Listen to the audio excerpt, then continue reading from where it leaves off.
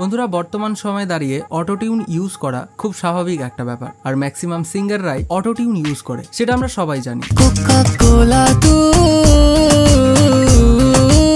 কিন্তু এরকম এক সময় ছিল যখন অটোটিউন তো দূরের কথা, গান রেকর্ডিং এর জন্য একটা ভালো মাইক অবধি ছিল না, কিন্তু তাও আজ আমরা সেই গানগুলোকেই ওল্ড ইজ গোল্ড বলে দাবি করি। মেরে মেহবুব কিয়ামত হোগি।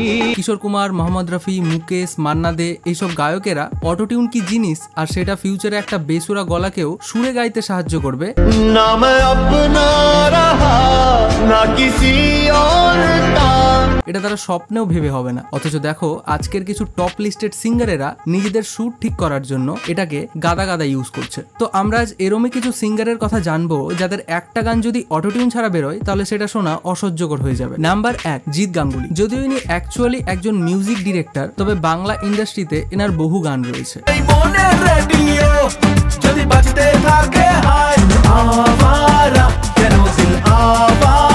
গানগুলো ধ্যান দিয়ে শুনলে তোমরা বুঝতে পারবে যে গানটিতে অটোটিউনের প্রয়োগ করা হয়েছে।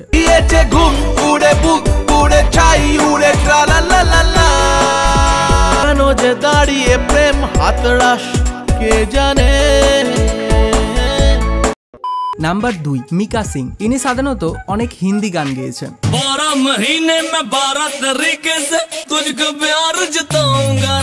তবে এনার বেশ কিছু বাংলা গানও রয়েছে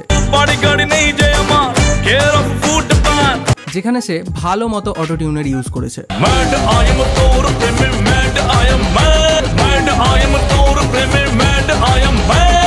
তাছাড়া অনেক বলিউড গানেও তিনি এই টেকনোলজিকে ইউজ করেছেন।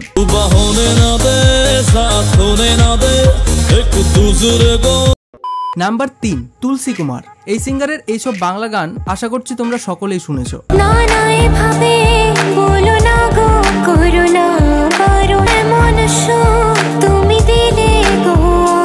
আর এটা হচ্ছে তার লাইভে গাওয়া গান।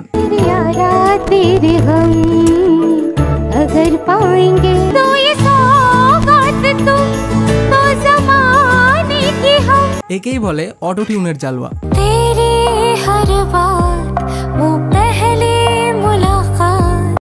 Number 4, Ash King. এনার এই গানগুলো তো তোমরা শুনেইছো।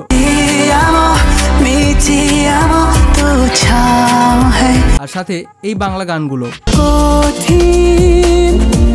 তোমাকে ছাড়া একদিন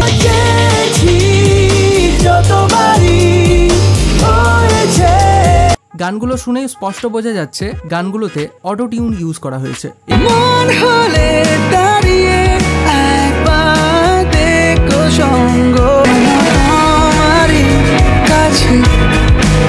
এবার শোনো অ্যাশ কিং এর একটা লাইভে গাওয়া গান।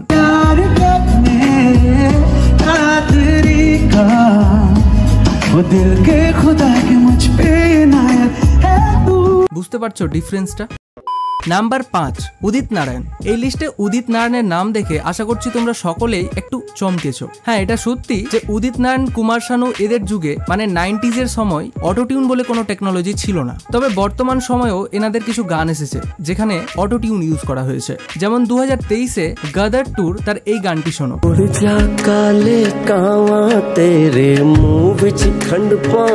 যেটাকে আবার রিক্রিয়েট করা হয়েছিল।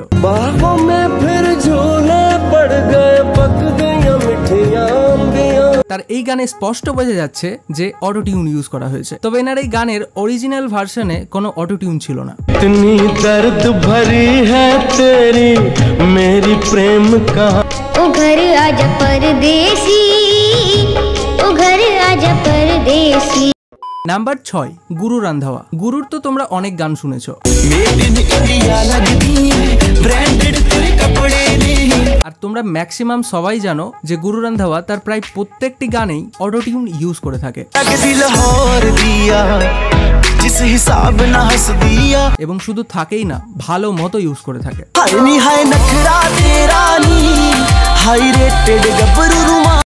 নাম্বার 7, নেহা কক্কর। বন্ধুরা, নেহা কক্কর এমনিতে খুব সুন্দর গান করে, আর সেটা আমরা অস্বীকার করতে পারি না, কারণ তার এরকম অনেক গান রয়েছে যেটা সে খুব সুন্দরভাবে গেয়েছে। মিলে হো তুম হামকো বড়ে নসিবোं। তবে তার এরকম অনেক গান রয়েছে যেখানে সে অতিরিক্ত পরিমাণে অটোটিউনকে ইউজ করেছে। जिसके डोले शोले वो जिससे मन मेरा डोले वो जो मुझे प्यार करेगा वो करेगा। আমার পার্সোনালি এরকম তার অনেক গান রয়েছে যেগুলো অটো টিউনের জন্য আমাকে খুব একটা শুনতে ভালো লাগে না।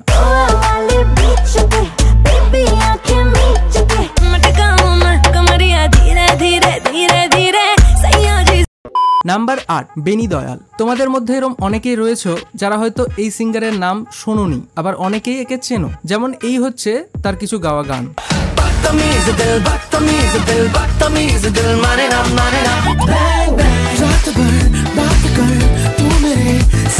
তো এই গানগুলো শুনে স্পষ্ট বুঝতে পারছো যে গানগুলোতে ভালো পরিমাণে অটোটিউন ইউজ করা হয়েছে।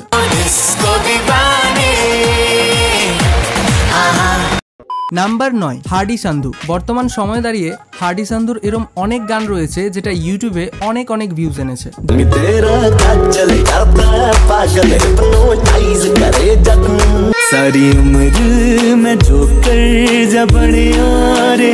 তোমরা ধ্যান দিয়ে শুনলে বুঝতে পারবে গানগুলিতে অনেক পরিমাণে অটোটিউন ইউজ করা হয়েছে।